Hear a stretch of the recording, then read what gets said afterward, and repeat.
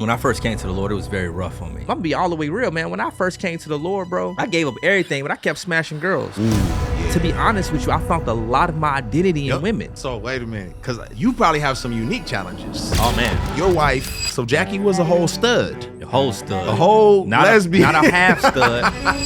You're a womanizer. Oh yeah. Jackie's a stud. Oh man.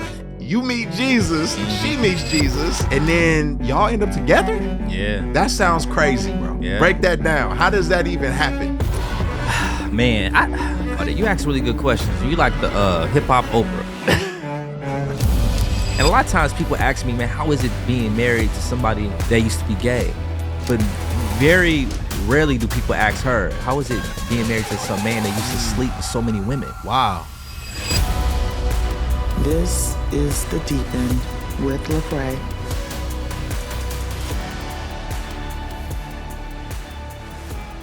All right. I usually don't do the whole intro type of thing. I usually just get it jumping. But as of late, I felt the need to just make sure people understand who they're dealing with. You know what I mean? So who y'all dealing with is a lot of things, because he's a diamond, as we all are. He's multifaceted. So a poet, an author, right? We got a book now. An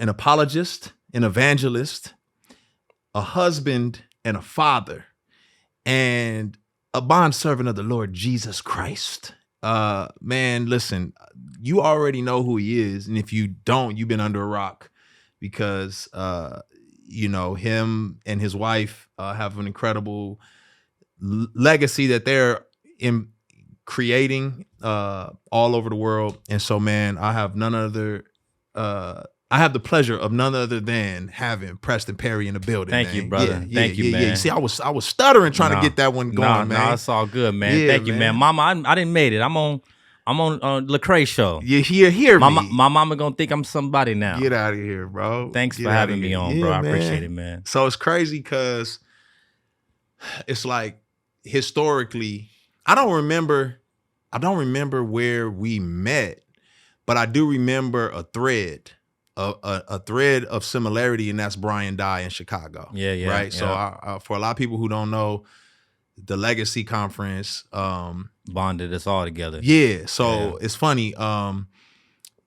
Brian reminds me of this every time. I always forget. He said, you named the conference the Legacy Conference, right? I said, I did. He's like, yeah, you named it that. And I was like, I didn't even remember this. Yeah. But I had so many stories from Brian about how like Legacy probably wouldn't have been started if he wasn't around. I remember being in Cabrini Green. Like, I didn't know nothing of it. I'm just there. I'm in all the crazy parts of Chicago. Brian. He'll have you in the places you're gonna die. You feel me? I don't know what I'm doing. I'm just serving the Lord. But I remember I do remember him kind of pointing you out and talking about you. And I think he mentioned Jackie. Y'all weren't married, I think, when I met y'all. No. Y'all weren't married. Dating. Y'all weren't even dating. No. Okay. And so I just always felt like if Brian was introducing me to somebody, they were either it was either like triage or rehab. It's one of the two. It's like either he pulling bullets out of somebody trying to make sure that they're gonna be right, or it's like rehabbing somebody who's like, yo, this cat, he was there, but now he's here. And so I don't know, which one were you, bro? Was he where was he? Where were you at in your journey when you connected with him in Chicago? So man, I met Brian. For the context, Brian is a urban missionary or whatever who discipled a lot of knucklehead dudes from the south side of Chicago, west side of Chicago. And man, I met Brian, man. A lot of people don't know. I met Brian when I wasn't even saved. Before I met Jackie, I was hooping at the top floor of a church in this community called Little Village. Okay. And the dude who led me to Christ, his name was Gary. He used to bring all the shorties or whatever that he was like walking with to go hoop. And I was at the top floor, New Year's Eve. I'll never forget it. And in walks this white man. And this is like one of the... In the hood. In the hood. So this is like, for people who don't know, like Little Village is historically a Latin King neighborhood, like a Hispanic gang neighborhood. And it was like... not too far, it was like a gang, like a group of GDs, gangster disciples, black gangs, and they was warring with like Latin. So it was a very dangerous neighborhood to just kind of, make it short. Yeah. And in walks this white dude, 12 o'clock at night, and I'm like, yo, it was midnight. It's midnight. We hooping at midnight. You know what I'm saying? Around midnight. Brian. And he in walks this white dude, and I'm like, who is this white guy? And everybody was like, no, that's Brian Dye. He's an urban missionary, yada, yada, yada. I chopped it up with him that night. That's the first time I met him. I think I was like 17. And then, when I give my life to the Lord, a couple of years later, probably I think I gave my life to the Lord when I was like 19. Mm-hmm. And then around 20, I started doing poetry. The poetry kind of like kicked off on YouTube. And, I was just church hopping. I didn't have a church home. And then Brian came in my life and was like, yo, I see that you're a leader in the city. Your name's kind of growing, in the Christian community. But you need a church home. You need somebody to disciple you. And so that's when, he came in my life. Wow. And at first I was just weirded out because I didn't go to church with white people. I didn't live around white people. And he was no exposure to him. Yeah, he was kind of like popping up to my shows. And I was like, yo, this white guy following me around everywhere, telling me he wanted to disciple me. And, and then I told him one day, I was like, I don't trust you. Like, why you following me? Yeah. And he was just like, man, I just want to just love you like a brother. And so I kind of opened up to him. And then, we've been rocking ever since. Okay. That's kind of the story. Yeah, the backdrop. It's so funny. I have such a similar experience because in my mind, when I first encountered a group of Christians, I was like, man, what is wrong with y'all? What are y'all doing? Why y'all offering me free pizza? Like, what's the catch? You know what I mean? Like, what's the catch? Y'all trying to molest me? What's happening here, bro? Like, I don't understand why y'all being so nice to me. So I could. Yeah, it was weird. It was weird. The thing he had working on his side is that he like lived in the middle of the hood, bro. And I was like, that was weird for me because he wasn't a white dude that acted like black. He's like, no, he's like a real white guy who lives like in the hood, you know what I'm saying? And so just like normal dude. Yeah. And so that intrigued me. But Brian would be considered like maybe trailer trash or something if he lived in Detroit or something. Brian be outside in some slides and some white socks. He don't act like the typical hood black dude, but at the same time, he don't act like the typical like middle class white guy. You know what I'm saying? Brian's he definitely like the white dude from Chicago, Wisconsin type vibes, like, you know what I'm saying? Like, and what's crazy is you just said he a trailer trash, and if people knew Brian, he would not be offended by that. It wouldn't at all. Yeah, so not at all. Brian would probably be like, yeah, you probably I love Brian, man. He's always been involved in he's had a hand in a lot of people's life, mine included. You know what I mean? And just he's like one of my good friends, and I almost moved to Chicago for that very reason. You know what I'm saying? Because I was stupid, honestly. No, I'm just playing. But because I just wanted to serve the Lord, and I didn't realize how bad it was. So it was just normal life. Oh, that's why you was walking around like, I'm just in Chicago. Where's the pizza? Well, not even like that, but more so just like, I would go to any hood USA. And so my brain wasn't thinking like the way people talk about it. Like, I was there all the time. I was...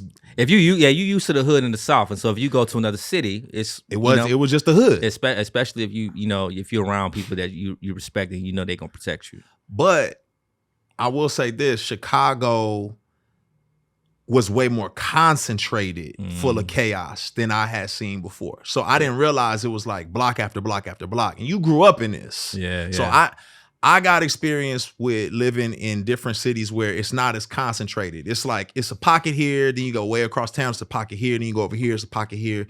But it's not just like, I feel like Chicago is like, the people are like a quarter, the city's a dime, and the quarter's sitting on top of a dime, and everyone's trying to like figure it out. So absolutely. So a lot of y'all have seen my vulnerability and seen some of my deep end moments where I'm sharing my deepest, darkest times or some of my most important times in my life. And this podcast is where I have guests come on and do the exact same thing. So you're going to see guests here, and you're going to hear aspects of their life that you would have never heard before, because they're giving you the deep end moments of their life. So I'm excited for you to see them, and we can all be vulnerable together as a community. See you there. So you just saying you didn't grow up a Christian. Mm-mm. So give us a little bit about growing up in Chicago for you. Like what was that life like? Man, I describe my life in Chicago as like a beautiful tragedy. I think it was beautiful. I think we had, I was a typical bad kid, We all were. Yeah, I know. Going around doing bad stuff. And but at the same time, my neighborhood was beautiful, because, it was filled with like, it was a rich, close-knit community. And so I grew up in a neighborhood called Roseland. It's far south. Okay. South side. Yeah, it's south side. And so we call it the Hundreds. Oh, the Wild Hundreds. The Wild Hundreds. The Wild Hundreds. Yeah, shout out to my girl Keena from the Wild Hundreds. If you're watching this, shout out to Keena. So all my family is from an area called Roseland, and we grew up on a street called 117th in Michigan. Okay. And so 117th State, 117th Michigan, and so all my family from my mom's side and my dad's side, my mom and my dad met when they were 15 on that same block. Okay. So both of my grandparents on both sides literally lived directly across the street from each other, and so I have so much history on that particular block. And so growing up, it was just, my mom and my dad, they divorced when I was 5. And so from 5 to 11, I didn't see my dad. And so my mom, we just moved a lot. And so we lived all on the south side. In Chicago, it was rough. The man that raised me, my Uncle Stan, he was a radio personality. He started a radio station called 106 Jams. He was big in Chicago. He ended up getting murdered when I was 11. Wow. So that had to have a profound effect on you. That's the man that's raising you. Yeah, it did. Did you process that at the time? Like, what did that do? No, for me, man, I think it made me very angry. I think I started to get into a lot of I was upset that I didn't have a father in the home, right? And then I was also upset that, the man that I looked up to, the man that was pouring into me the most, was violently taken away from me. My Uncle Stan, somebody set him up one day, killed him, And so I'm growing up with just extreme identity issues, not really having a father in the home. My father figure dies, you know what I'm saying? And then all my cousins around me, they start selling crack, you know what I'm saying? And Chicago was just rough. And then you talk about that concentrated neighborhood, walking up and down the street every day, it's hard, you know what I'm saying? Because a lot of people don't even realize why it's so concentrated, why so many people stacked on top of one another. But, in the early 90s, they told them not to tear a lot of the high rises down in Chicago. And what gentrification did was it took, the gangster disciples who lived in high rises, they had to move into city blocks to mingle with other gangs.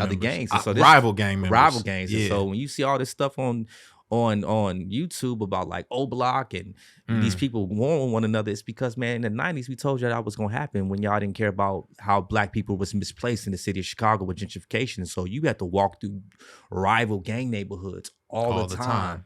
And we were just like rival gangs was just stacked on top of one another. And so the enemy on the next block is like literally like a block and a half away from you. Yeah. And so it was rough, man. And so like in Chicago, you either have to, especially in the city, you gotta become a monster or you gotta move. Right. In a lot of ways. Or, be very productive in other things like sports. Right. And so, man, it was rough, man. Real rough. You single parent home, dad isn't around as you'd like him to be. Your uncle's basically raising you as in terms of your primary like person you look up to male wise. Facts. He gets murdered. Yeah. And now you're trying to process all this. Obviously, it's trauma going on. I like very similar situation for you and me. Like, single parent household. My dad was dealing with his addiction or his incarceration. My uncles were like the men I looked up to the most. They weren't murdered, but they were like in and out of prison, gangs and so on, drugs, so on and so forth. I feel like I was, for whatever reason, maybe it was, obviously it was God in some ways, like protecting me from a lot, but it also, I knew I was unique in some kind of capacity. I don't know what it was. It wasn't like I could look at myself and someone else and say, oh, I'm going to be this or I'm going to be that. But I just felt like something is unique about me. Did you ever have that sense that like, man, I have a drive that maybe my peers don't have, or there's something in me. Before Christ or in Christ? Let's say before. Like, did you, or were you just running with the crowd? Now, have you ever meet any of my crazy cousins? Yeah. Because my cousins are wild boys. They'll always tell you, man, we knew Preston would do this. We knew Preston would do this. And I think, I don't think none of them thought that I would like serve the Lord. Sure, but growing up, I was different, and then you had to really get to know me to know that I was very different than a lot of people around me. Like I had a unique love for nature. Okay, and also too, when I was in 6th grade, I kept fighting in class.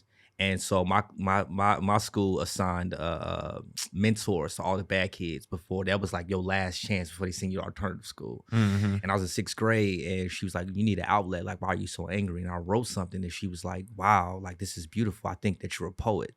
So she said, can you write me a poem? I wrote her a poem, and she started to cry. And that was the first time I was like, oh, this little dude from the hood made somebody like emotional. Like my words impacted people. Yeah. It was just profoundly like big for me at that time, and then so she gave me a book by a woman named Gwendolyn Brooks. She was she was the first, I know Gwendolyn Brooks. First African American poet, female poet to win the Nobel Peace Prize. And she was like, she actually grew up right on the west side of Chicago. And I was like, wow. And so that intrigued me. So I fell in love with language in 6th grade.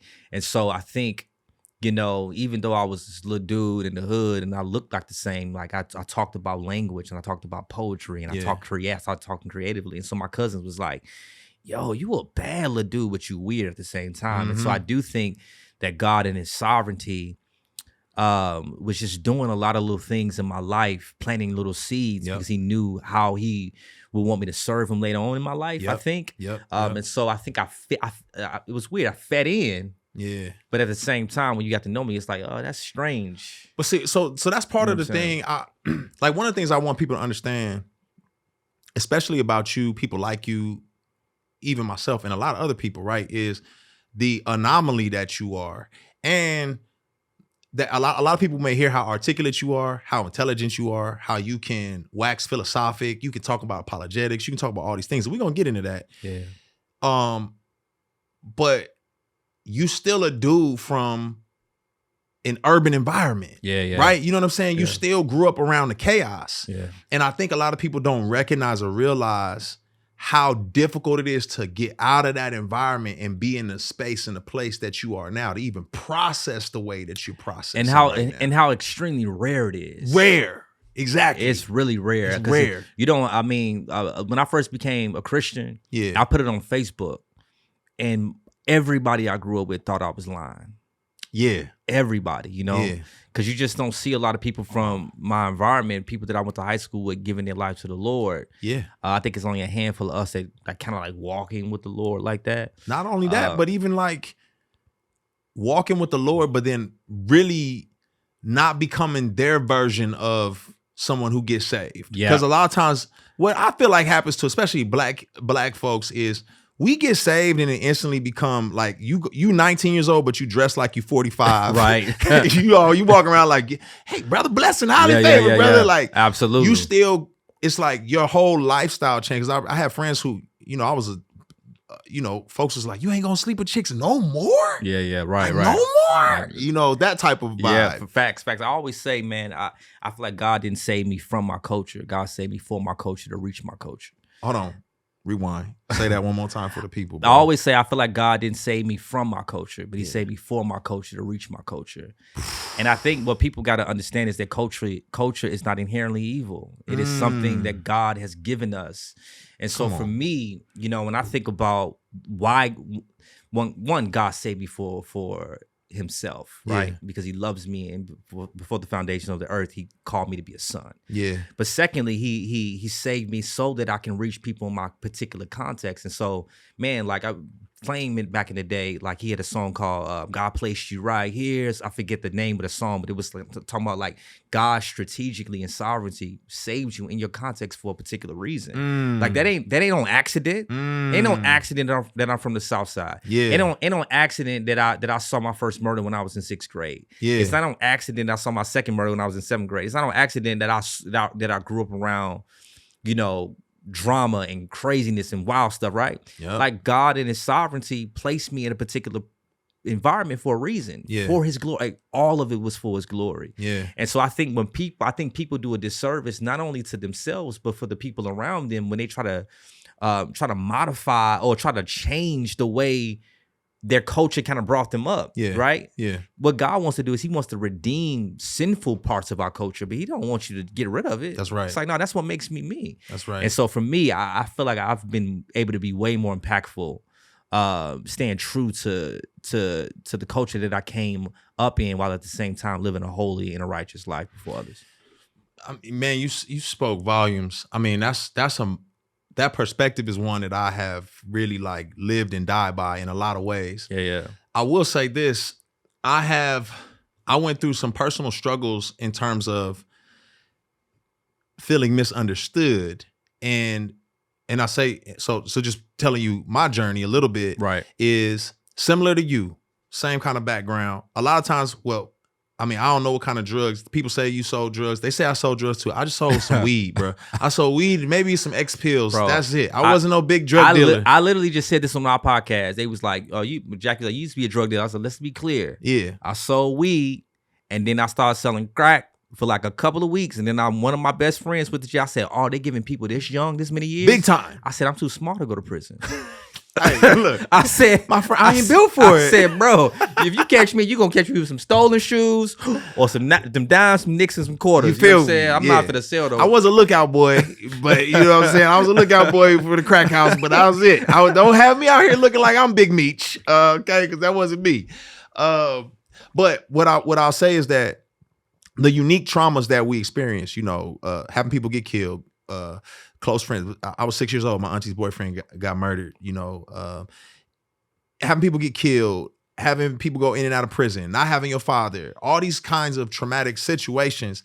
And then you have this unique gifting that people who are in healthier contexts appreciate.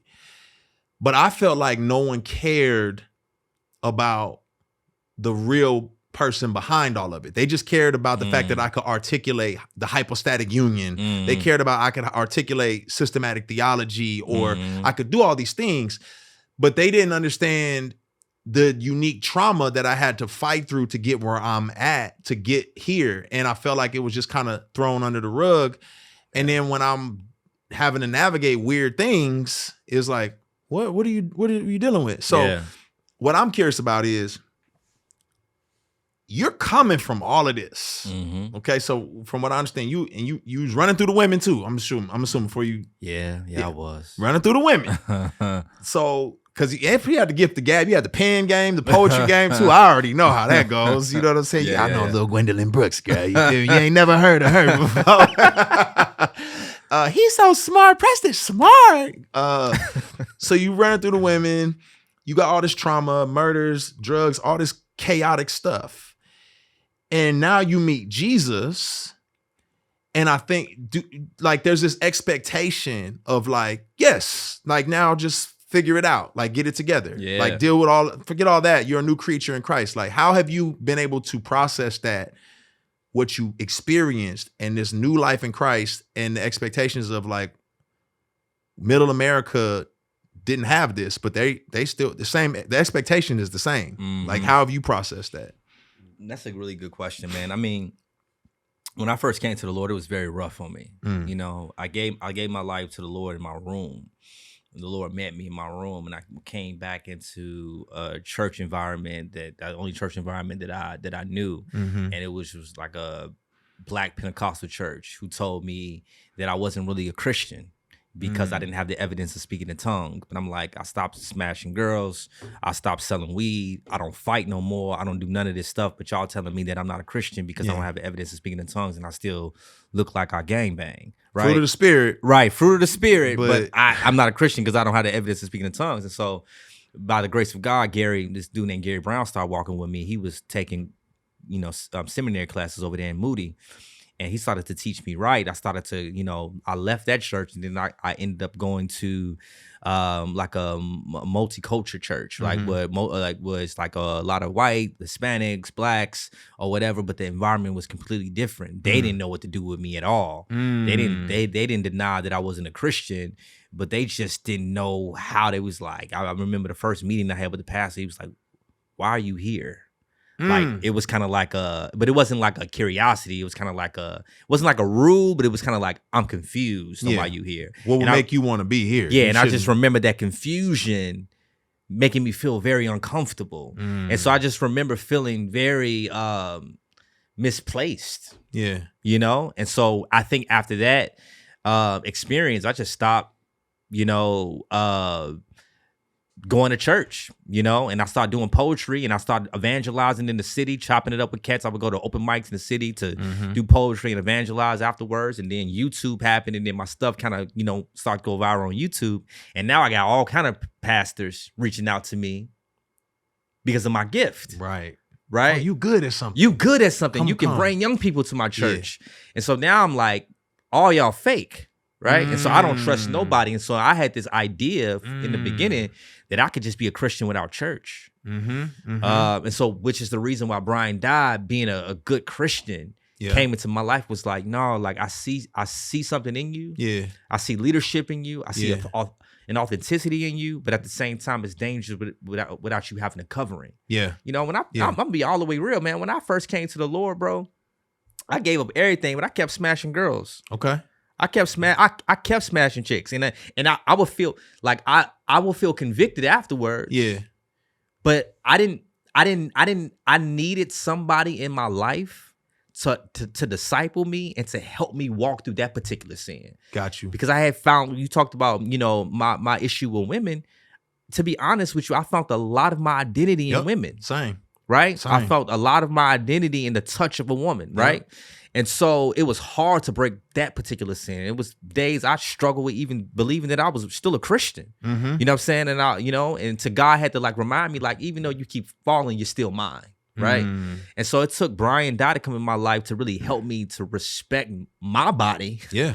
And a woman's body. And then Jackie came in my life and all of that. And so, like, man, like, it was tough. Yeah. But it was tough into Brian Dye, a man who just loved me for me. Yeah. And was able to see me for me, who came in my life. But in the beginning, it was real tough. Yeah, I mean, that's something that I didn't deal with until I really got into therapy. And that was one of the things that I feel like, even though I met the Lord, there was still so many identity issues that I had. Yeah. You know what I mean? Like, Ephesians 1 was black ink on white pages until I went through therapy. Then it was like, no, in him, you are a new creation. Yeah. You are blessed. You are, Ephesians 2, his workmanship, his poema, created for things that he's pre-planned. Like, I didn't see that as who I was. I saw myself as, well, if the women like me, I matter. Yeah. But some of that is still because my dad wasn't there. Yeah. Some of that is, man, that's also the environment that we came up in. All my uncles, and it seemed like your uncles, if they was in the streets, a lot of more than likely they was womenizers. You know what I'm for sure. And so, like, you that's the idea of manhood that you see. That's true. Your manhood is kind of solidified when women want you. How many numbers can you get? How many numbers can you get? And so, like, for me, like, same with therapy. I didn't have to go through therapy in my marriage to stop sleeping with her. I was only with one woman, my wife. Yeah. But at the same time, I still had remnants of my old life. And to be real, even when my wife will reject me, sexually. Yeah. In our marriage. Yeah. I will be affected. And my therapist There's something wrong with me. There's something wrong with me. Yeah. Right? Because when I was a single dude, right? Yep. You get rejected by women, you a lame. You know what I'm saying? Yeah. And so like, why are you rejecting me in this marriage? You know what I'm saying? So, like, I really had to, a lot of my old nature and my old thinking had to die even in marriage. And that happened in therapy not too long ago, like some years back. So wait a minute. Because I'm wondering, you probably have some unique challenges. Because I didn't even think about it. Because I deal with the stuff you talking about.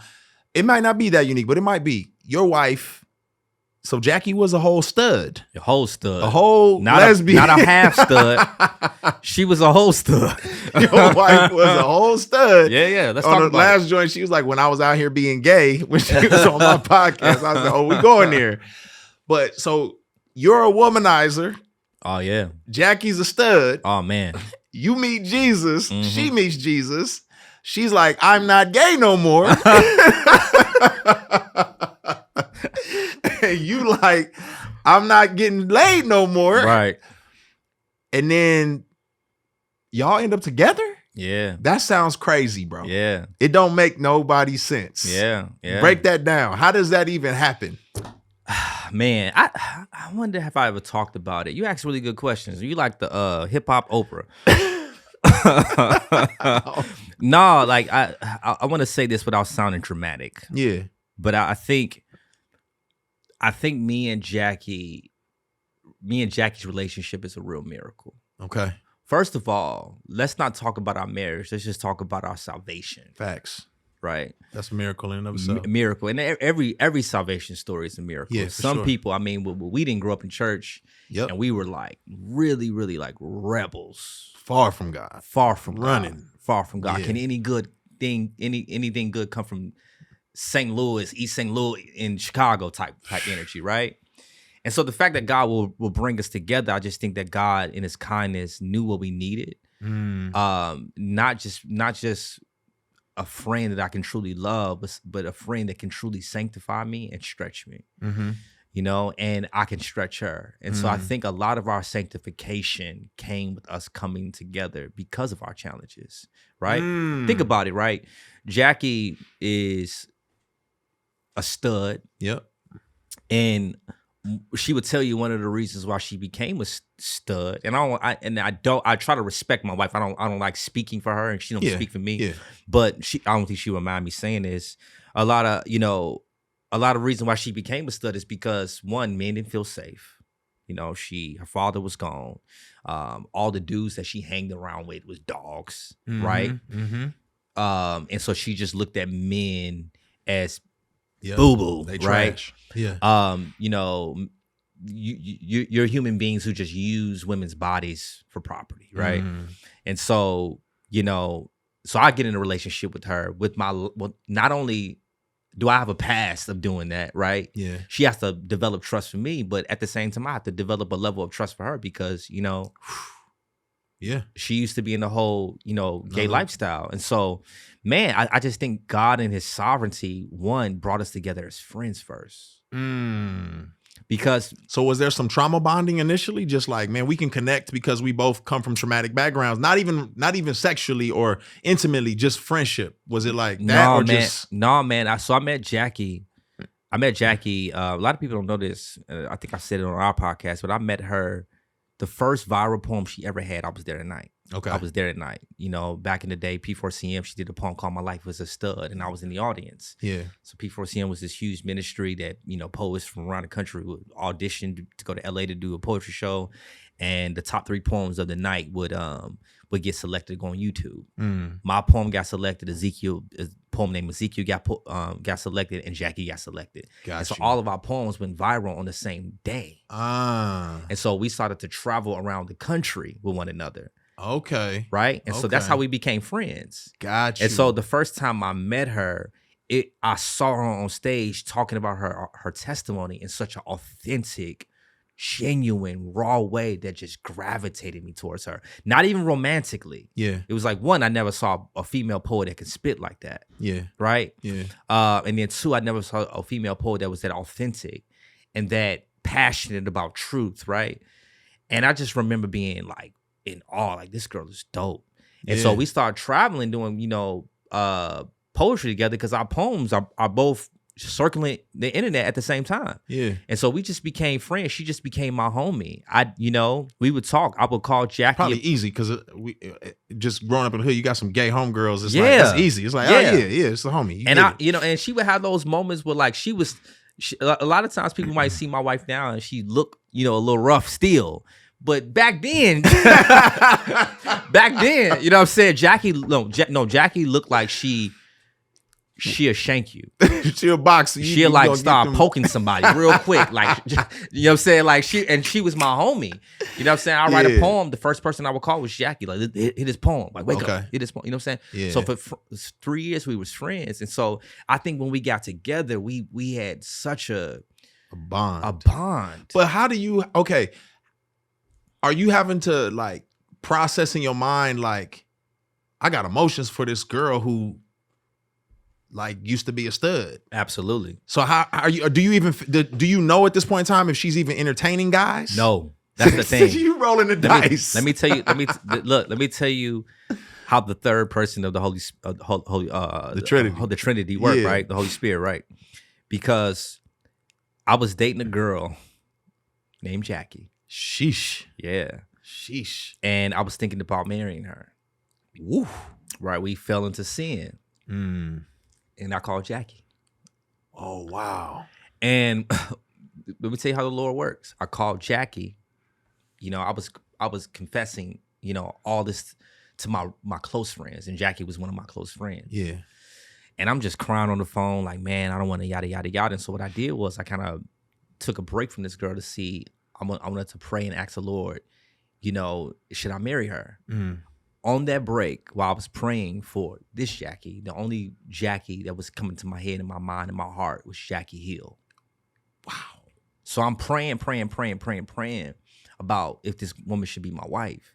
And the only person that I can think about is Jackie Hill. That's crazy. And so I remember sitting in my bed one day and I'm like, is Jackie my wife? I like literally, it's like a thought passed through the right side of my brain through the left. Like, Jackie's your wife? And I'm saying, it scared me. Cause I'm like, yo, she's clearly not in the lifestyle no more that she used to be. Right. And she just started to look way prettier than me. She just was just, I was like, why she just looks so cute? You know what I'm saying? Why she looks so beautiful? You know what I'm saying? Was she doing something different, or she just started finding something more attractive to her? So okay, I'll tell this before I kind of end the story, right? Yeah. I feel like I started liking Jackie, and I don't think I ever told this story. Yeah. We had an event on the south side of Chicago in the hood in June doing a gay pride parade. Sheesh. And so back then I'm known as the street evangelist / Back then, you still known as that, bro. Yeah, but back then that's like in the city of Chicago. Oh, okay. And I was a growing poet in the Christian community, right? Got you. But like in the city, people know me as like going to the open mics, evangelizing, right? Got you. And doing poetry, right? Yeah. And so Jackie came from St. Louis to do this event with me, and we you know, the preacher's talking about how like the gay pride parade is going on, yada, yada, yada. And I'm like, yo, y'all know what I'm on. I'm finna go outside and evangelize, right? And so I go outside, I'm chopping it up with cats, and we go outside, and Jackie was like, Jackie's an introvert. Yeah. Right. So she doesn't do this, but her heart was bleeding so much for the gay community. And she stood in the middle of the sidewalk and she did her poem, My Life is a Stud, over and over and over and over again. Jeez. True story. This is like 2012. So it was like, yeah. And I'm sitting there watching this girl with tears in her eyes. And I was like, I like her. God. Yeah. That's crazy. One, it just showed me like her zeal, her passion for the Lord. Man. And I remember afterwards, whatever, I'm getting emotional even thinking about this. I remember afterwards, she goes in the church. The church is empty because everybody's gone, and she just sits in the back of the church and she just prays and she's just weeping in the back of the church for like. And I saw like this compassion and this empathy, but this zeal, this rawness, this talent, and I was like, whoa. And so a week later, that's when I end up praying, and about who my wife should be, breaking it off with yada yada yada. Yeah. And bro, I feel like the Lord was like, bro, everything that you pray for in a wife, I've already given it to you, and you don't even realize it. I got chills, bro. And it was just crazy. Like, I prayed for a wife that loved theology. Jackie was that. I prayed for a wife that was creative. Jackie was that. I even prayed for a wife with natural hair. Jackie was that. And Jackie was like, and God was like, I've already given you your wife, bro. But do she like you? So here's the thing. The gag is, I'm like, Lord, you don't know what you're doing. Because I know Jackie wasn't out there on that type of time anymore when it came to the stud life. but she never flirted with anybody. Yeah. She was just about the Lord's business. Yeah. You know what I'm saying? Big, so nobody big monk vibes. Nobody ever questioned if she was like, you know, because she was so on fire for the Lord. For sure. But she never really talked about men at all. Yeah. And she called me ugly a couple times in our friendship. I'm gonna be all the way out to keep it a buck. I'm like, this girl, she said I look like the crackhead from the PJs one time at Phil Wickham concert. And I'm like, dang. And so when the Lord started showing me, I'm like, God, not only do I not know if she wants to be like married to a man, but I don't even know if she thinks I'm attractive. Like, you know what I'm saying? So and that's a lot for somebody who got that baggage. Absolutely. So it was just a leap of faith. God. And so I hit her up. I finally built up the courage to just hit her up. And I think I just hit her. I think I got advice from Brian Dye, who was newly discipling me. And he was like, don't tell her you feel like you think she's your wife. Just say how you feel. And just be honest and be like, man, I just want to consider pursuing you. And I did that. And my heart was beating out of my chest. And I thought she was going to laugh at me. I thought she was going to like clown me because Jackie could be very honest. And she said, this is crazy. She just kept saying, this is crazy, this is crazy. And I said, why is this crazy? She said, because I've been liking you for a year. And I was like, I literally sat on the phone. I thought she was playing a joke on me, bro. She said, I've been liking you for a year. I just went to my discipler a couple of weeks ago and told my discipler that I can't stop having a crush on Preston. And I prayed a prayer. I said, Lord, either give me the ability to look at Preston like a crush, to look at Preston like a brother and not a crush, or allow him to pursue me. A couple weeks later, you pursued me. And so that's how we kind of started dating. So it's a miracle. Like you said, the whole thing's a miracle. Right. Like God clearly was behind the scenes. So here's what I want to say. If ain't nobody ever said it, what God has put together, don't let nothing tear. Cause man, that's so crazy, bro. Like that's such a. I don't care how hard it get, how ugly it get, bro. now I'm gonna labor more on my knees for y'all. Cause after hearing that, it's like, man. So back to like what I was asking, like, good gracious. I mean, that's enough evidence in my mind to help me weather hard times. But what kind of traumas are now y'all bringing into this marriage? Because we brought a lot of trauma into the marriage. You know, me, I found a lot of identity in sexual activity and with women. Yeah, she felt like all men were dogs, and so she had to unlearn a lot of things that, you know, the culture and society and our environment and sin taught us so much about the opposite sex. Right. That wasn't true. We both had unhealthy things. And a lot of times people ask me, man, how is it being married to somebody that used to be gay? But very rarely do people ask her, how is it being married to some man that used to sleep with so many women? Right? That's so normalized too. That's the other sad part. It is very normalized. Yeah. I mean, I think homosexuality is so polarized. Like it's a very polarized thing. And I think Christians and non-Christians make it identity. Right? Yep. You know what I'm saying? And then they make men sleeping with a whole bunch of women normal, as if it's also not unnatural. Right. If God has created man to be with one woman, sleeping with multiple people and finding your identity in multiple people is also a unnatural thing. Oh, right? We'll make excuses for it. We'll say, well, no, the fact that a woman can only be pregnant for X amount of time, a man can get multiple people pregnant means he should be sleeping with multiple. Gosh, I mean, look at Solomon in the Bible, man. What you talking about? We're really good at twisting stuff.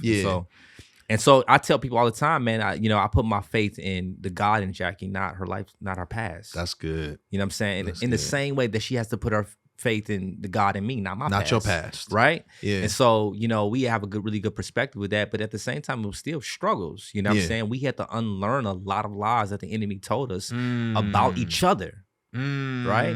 She had to learn that my husband doesn't just want me from my body, but he actually loves me. Right. And it wasn't, I think a lot of times people might have this idea that Jackie struggled with Preston because she used to be gay. I think the gay thing is kind of like the bottom of the totem pole is really trusting men and not feeling safe with men. And so for me, one of the things that the Lord is challenging me to do is to really, really aim to be like Jesus.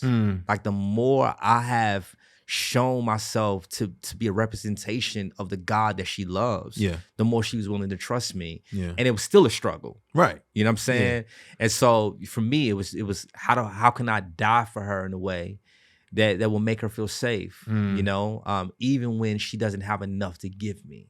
That was big. That was big in our marriage. Says that's now you having to see Jesus as your sole source of identity and worth and because value. If we look at it, bro, in Ephesians 5, when it says, you know, husbands, love your wives like Christ loved the church and gave himself up for her. Two ways in which Jesus loved the church. He loved the church before the church loved him back, and he loves the church when the church doesn't have anything to give. That's good. And so if my wife is consistently rejecting me because she doesn't trust me, because she doesn't trust men, how can I get her to trust men if I don't show up for her in those moments when she doesn't have anything to give? And so one of the things the Lord had to show me is that, man, this woman has been extremely wounded by the male race, right? And if you don't show up like me, she will never learn how to, and she will never be comfortable with loving you the way I intended her to love you. And so that's what I meant in the beginning about how, like, us striving to be like Jesus has helped sanctify us. Yeah. You know, what I just said, not to cut you off, but what I just hear you, because you just painted a picture for me, and I'm like, oh my goodness, it's really a circle of trust in my mind. It's like, absolutely.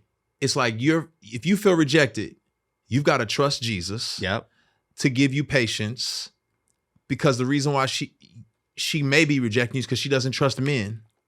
So you've got to trust God to mold your character to demonstrate what it looks like to be trustworthy. That's so good. She can trust you. That's good. So that she can be vulnerable and give you herself in order for this whole thing and she's got to trust the Lord in that process too. So it's like she has to trust. And a part of her trusting the Lord is trusting the one that the Lord gave, right? Yes. The Lord gave me her, right? Yeah. And the Lord gave her me, right? And so a lot of her distrust with me was a reflection of her distrust with the Lord. And a lot of my distrust of her was a lot of my evidence of that I didn't really trust the Lord, right? Yep. But at the same time, God used us to like make us trust him more, right? Yeah. Because if you really look at it, bro, like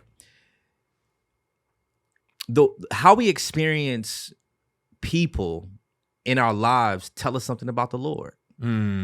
That's very true. Yeah, a lot of people who have been wounded by other people feel like, man, if I come to the Lord, I'm going to receive the same type of treatment. And we have to understand, no, God ain't your daddy. That's right.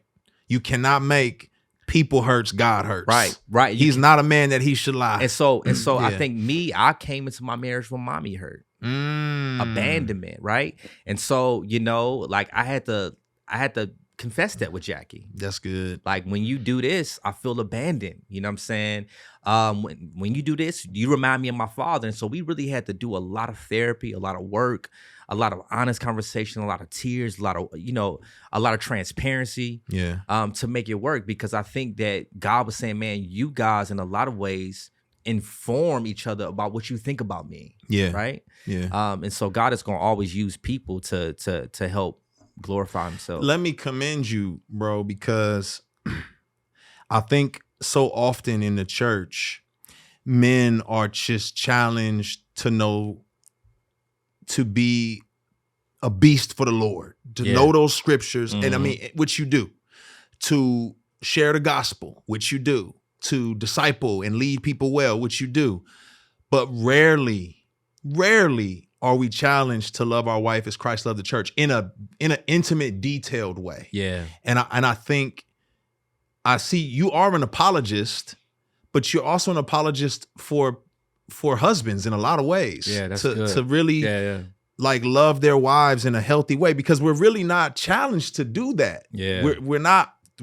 Women get together and they're face to face. They can just talk and they be, wow, let's talk. Men always got to be side by side. We got to be doing something together to have conversations, to be intentional. Facts. And I think what you're doing in a lot of ways is opening doors for intentionality and conversations to be had about how to be a good husband to your wife, be a good man. Yeah. You know what I'm saying? Because we just don't. It's like, don't have sex, read your Bible, and you know what I'm saying, do something for Jesus, do ministry. And there's not a lot of... That's an honor, because I don't think I intentionally tried to be that. Yeah. You know? And I think one of the reasons why I've been able to grow in this space is because I've just been really real about my own brokenness. And I think that if a man can't be real about their own brokenness, you're gonna try. One, you're not gonna be able to heal, right? Yep. And you're gonna try to care for a woman wounded. That's right. Right. That's right. And it's a difference between wounds and scars. I think I got scars, yes, but a lot of those wounds were able to heal so that I can care for a woman. Right. That's right. And so I had to go into I had to realize, no, Jackie isn't the only person broken in my marriage. Woo. I am too. Sheesh. I'm broken. Right? Sheesh. Like I'm broken sexually, just like she was. I'm prideful, just like she was. She wasn't the only. I'm broken. Yeah. And so I had to heal, and I had to be honest, and I had to be transparent. And as a leader in my home, she had to see me also, because I think a lot of times men aren't able to truly lead women because they themselves don't feel safe with you because they feel like you're perfect. That's right. And they feel like, oh, you got to lead me through all my issues. And it's like, you don't have any. And so I think when a man shows up and all he talks about is theology and not his brokenness, we look like these fake superheroes when we serve a God who came and led with his humanity, not his theology. Yeah. Right? Yeah. And so, like, for me, you're preaching real good now. I just had to, I had to learn to lead with my humanity. Right? Do you think that helps? Because this is what I do appreciate, man. And I'm gonna just be honest. You know, I have struggled with. I know that you will be online and you'll be evangelizing and talking to people, and I have struggled with. I used to do the same thing all the time. Like I used to just get out there. Mine was probably more out of self-righteousness than anything else, but not out of compassion or empathy. More self-righteousness because. You know, I thought I was super Christian. But I have struggled with seeing street evangelism because I felt it lacked the compassion that you're displaying right now. It lacked the empathy that you're displaying right now. Like you talking about how you navigate your relationship with your wife out of bringing your own brokenness to the table. How important do you think that is in evangelism? Oh, man. So this is the reason why I wrote the book. Okay. Okay. If y'all don't know, some of the stuff we talking about is in this book. So go get this book. Go get this book. How to Tell the Truth. Yeah. Right? So I named the book, man, How to Tell the Truth, the story of how God saved me to win hearts and not just arguments. Because thanks, man. Thanks for the plug. I'm gonna put this up right here, just like that. I'm gonna put it right there. Go ahead. Because I wanted to. I have a passion for giving the gospel to the outside world, but I wanted to teach others how to do it. Not to just do it, but how to do it. That if we give the gospel in a garbage bag and not on a dignified platter, people didn't reject the gospel. They just rejected the way you gave it to them. Come on. Right? That's good. And so, one, it bothered me that I didn't have a lot of like examples of Black Christians doing healthy evangelism and apologetics, one. But it also bothered me that when I went on social media or YouTube, it looked like Christian versus Muslim, like it's Mortal Kombat, right? And it's this lack of empathy. And, you know, for me, I love God and I like love people. Yeah. And I was like, man, how can I learn how to give the gospel to people in a way that they can receive it? And how can I teach others? Yeah. And so for me, empathy is everything. I think going back to what I just said about my marriage that's just a reflection of how I've tried to live my life. And I haven't done it perfect. I don't want to get on your podcast and cap it like I did it perfectly. Because I've had many moments I failed in my marriage. I've had many moments I failed in evangelism. But it's the trial and error that makes you grow. It's the trial and error that makes you grow. You're not going to be perfect. God doesn't use perfect people, right? But I do think that it's something powerful about leading with your humanity, right? For me, when I evangelize with people, I try not to see people, but I try to see stories. Okay. Like real stories, right? And so I'm not asking people questions just to set them up I'm asking them questions because I'm really invested in them. One of my most favorite stories in the Bible is John 9 when Jesus heals this man that was blind from birth, right? It says that Jesus walked past and he saw a man blind from birth, right? But I love how the story starts off with Jesus seeing a blind man and not Jesus healing the blind man, right? Jesus saw him. And so that was the reason why Jesus was able to heal him. That's good. And so Jesus sees him first. And so I think our evangelism first has to start off with us truly seeing people. That's good. We don't see people. Yeah. We see ideas. We see theological arguments. We see, oh, you come from this group, so let me attack this group. We don't see people. So Jesus saw him. The disciples turned to Jesus in John 9 and says, Jesus, who's seeing this man or his parents that he was born blind? And Jesus says, neither this man nor his parents seen that he was born blind, but he was born blind so that the glory of God can be revealed through him. Yeah. And so Jesus saw him, right? Yeah. And so then Jesus healed him of a physical blindness, right? Mm-hmm. And then later on in the story, he comes back and heals him of a spiritual blindness. It's good, man. And so notice how Jesus met the man's physical needs before he met his spiritual. Yeah. And so I also think that's also a reflection of evangelism. Yeah. Is that how can we go out and truly see people, hear stories, not to just respond, but to truly listen. Yep. And how can we make people seen? And my grandmother used to always say, people don't care what you know until they know that you care. And so for me, I'm always trying to, like, even if it's in the short time, invest in the lives of the people that I meet. Yeah.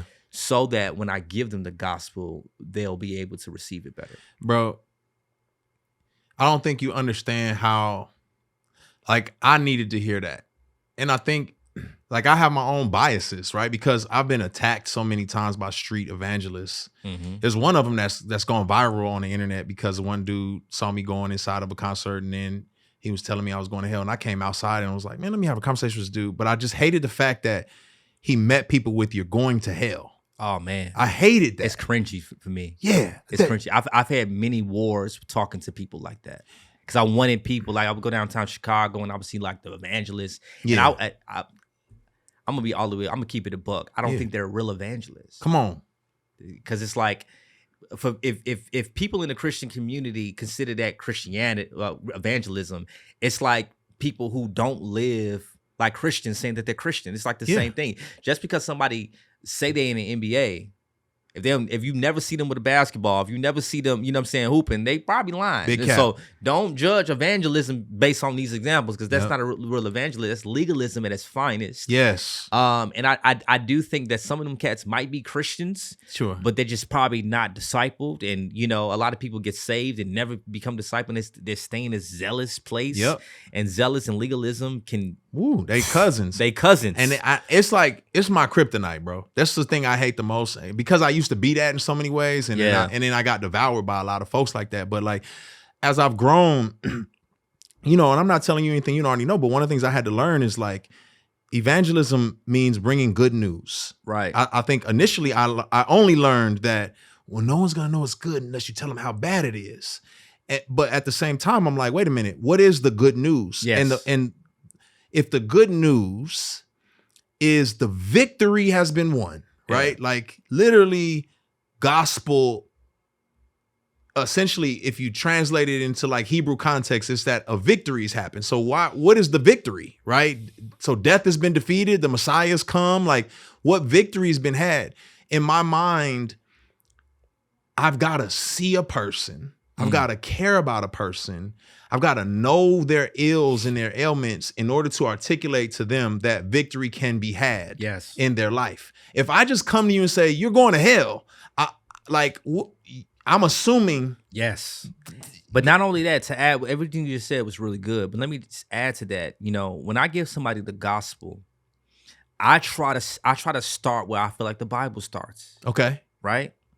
And if we open the Bible, right? And we have to understand that the Bible was sovereignly created in the way that it was created for a reason, right? For sure. Because when we open the Bible, we see that the good news first starts off with a good God creating creation and then calling it good. That's good. And so what I've learned when giving the gospel to people, they don't need to learn about how they're a sinner first. Yes. They need to learn that, no, I don't know you, but I know who created you. That's good. Right? That's good. I know who created you. And he's good. Right? Because one thing that I've learned is that everybody is looking, even the worst sinner, right? Mm-hmm. They're looking for their purpose. Yeah. Right? But they just don't understand that they were created by God who created them for himself. That's good. And so what I like to start when I talk to people is like, man, you were created for glory, right? Bro. What if people understood that the gospel presentation starting off like that, knowing why they were created for, knowing like a good God, like before the foundations of the earth knew you. Yep. Right. And he cared, you know what I'm saying, about your soul. You know what I mean? And like, what if people can hear that? And so I think a lot of times people start with this fire and brimstone. And that's a lot of times we had to understand if you start with fire and brimstone, that's a lot of people's first introduction of God. Yeah. That's what they think about. It's like, okay, God is mad at me. Yep. And it's like, no, like God created you for glory. That's good. And because of sin, sin entered in the world, we fell from that glory. But the good news is that he sent someone to become your sin so you can become the righteousness of God. There's good news. That's good. In the midst of it. So I think that if we give the gospel the way the Bible gives the gospel, I think that, we'll do a lot better. You killing. That's it to the T. I remember telling my little homeboy, who I did see come to the Lord, and I thought it was a secret weapon. I thought I, had unlocked the key. I need to share the gospel like this every time, and it'll always work. But I remember I told him, I said, man, God made you to be a Ferrari, but you are living like a bicycle. You know what I'm saying? And I was like, he made you to be a Ferrari. You living like a bicycle. Well, you must have heard that in your youth group or something. Something like, but in my brain, what I was trying to articulate was he made you for his glory, and you're falling so short. You falling so short. Like you was not made to be this. Yeah. You was made to be that. I've had so many conversations like that with my cousins and my guys that I grew up with. But I remember articulating that, and through that process, he came to know the Lord. But then I also remember, bro, this is so crazy. And I was in Canada one time, and I thought this girl was trolling me. I had on a shirt that said Lion of Judah. And she was like, what does that mean? And I was like, oh, she trolling me. She knows who I am or something. She recognized me, whatever. She was like, what does that mean? I said, it's the Lion of Judah. Because she was drunk. It was out at night. I'm like, she trolling. I said, the Lion of Judah. She's like, who's the Lion of Judah? I said, it's the lion who came to save the world. You irritated. I was mad. I was like, it's the lion that came to save the world. She's like, what? Wait a minute. Tell me, I never heard this before. And I was like, okay, so there's a creator. The creator loved his creation, but then we all got, went off track, didn't live up to his expectations. He was sad.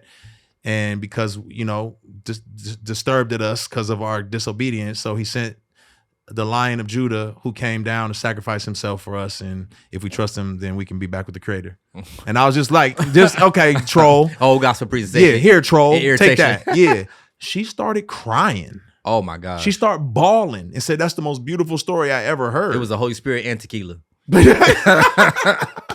I say all that to say, like, I felt like so many of us think there's you got to seal the deal in that moment. Like, how do you respond to that? Like, there's people you share the gospel with who don't come to Christ. Yeah.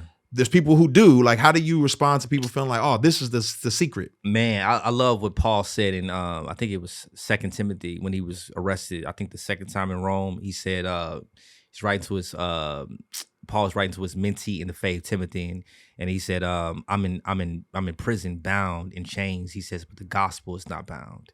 The gospel is not in chains. And then he goes on to say, therefore I endure all things for the sake of the elect, that they might obtain salvation through Jesus Christ with eternal glory. I love that scripture, because what Paul is essentially saying is, I'm not worried about conversion here. I'm worried about being a faithful witness of the gospel, because I know God has a people out here who are here. Ooh. That's all he's saying. Right? And so he's saying my preaching is not in vain, even in prison. Wow. That's all he's saying. Wow. And so Paul had this understanding that it's not my job to try to find out who's going to convert. Yeah. It's just my job. God's in his sovereignty. I'm here. I'm not even here because of myself. I'm here because of God. Yeah. And so if I'm faithful with this beautiful thing called the gospel, there are going to be others like me, right? Yep. And so I think in a lot of ways the church has conditioned us to want right now results, which is the reason why we praise things like altar calls. We count the heads of the people who come to the altar. Yep. But I really think that God wants to raise up a generation of evangelists who are okay with being seed planters. That's good. Who are okay with, part of the process. A part of the process, right? That's good. I have a story in my book where the first time I heard the gospel, I was 16 years old, chasing this girl who parents had a house church. Yeah. And I go to this house church. I hit the gospel for the real gospel for the first time. And I heard about Jesus, of course. My mama took me to church like on Easter and Christmas and stuff like that. Yeah. But this is the first time, the pastor was like, if you think God being a God of love means he won't destroy everything he hates, you don't know what God love. You don't know what love is. And I remember that rocking me. Yeah. And I didn't give my life to the Lord that day, but I became keenly aware of my sin. Yep. And God used that to make me aware of sin. That was that effectual call beginning, right? That was, and so think about how powerful that is. Yeah. For a sinner to become aware of sin. I didn't become a Christian, but I became aware. And so a lot of our, I think for the evangelists, our call is to make a lot of people aware. That's good. Right? That's also a work of the Holy Spirit. Yeah. People think the Holy Spirit working is like supernatural conversion right away. But God actually pursued, like that was the Holy Spirit working because he started to pursue me at that moment. To draw you in. He was wooing me. That's good, man. Right, wooing me. Then my friend get murdered. And then God speaks to me and said, this is you and your sin. You dead in your sin. I'm watching my mom and my sister trying to revive my close friend Chris that just got shot. God said, this is you and your sin. You dead in your sin. I end up going to live with my aunt who lived in the suburbs. She connected me with Gary Brown, who was a Christian. He led me to Jesus. And so like that whole process. You needed every aspect of it. And so I do think a lot of evangelism is to spark that. Yeah. Right? God uses that. You know what I'm saying? Good. And so I don't think that we should, and in my book about evangelism and apologetics, and I have a lot of my own story in there. I don't have not one conversion story about evangelism. And I did it purposely. So I did it purposely because I don't want people to think like that. Yeah, they got to seal the deal. Yeah, it's not. Be faithful with the work. The work. So, and listen, I already done pre-ordered the book. Oh man, I pre-ordered it before it came out, too. And I got books here. The reason why here's my thing. The reason why I feel like people need this is because we've been sold a bill of goods in the church about evangelism and apologetics. The dope part about this, from what I understand, is that it's your stories woven through here. So, and that's what the gospel is. It's the story of God creating humanity, humanity needing him because of their falling short and him restoring them back. You use story, which is brilliant. And I just think this is so necessary. Like, I think every generation has had certain books that articulated the iteration of like evangelism, master plan of evangelism, so many other books about sharing the gospel.